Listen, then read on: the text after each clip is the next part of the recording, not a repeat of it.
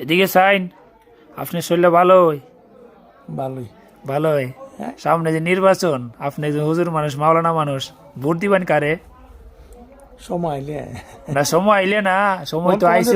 আচ্ছা আপনি যারাই দেন এখন, মানে যারা আপনার ভিডিওটা দেখতেছে তার ব্যাপারে আপনি কি কইবেন, কারে ভোট দেওয়া উচিত?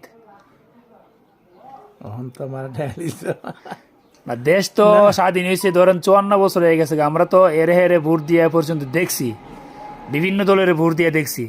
এখন সামনে কারে ভোট দেওয়া যায় বলে আপনার বিবেচনায় আসে? না, যে উপযুক্ত বা দেশের স্বার্থে কাজ করব তার দেওয়া ঠিক, যে দেশ যাতে উন্নত ইসলামের পক্ষে থাকে, ইসলামের কাজও এই ব্যক্তির দেওয়াই আমি মনে করি সবচেয়ে উত্তম। মানে আপনি বলতেছেন ইসলামের কাজ হয় এরকম ব্যক্তিরে ভোট দেওয়া।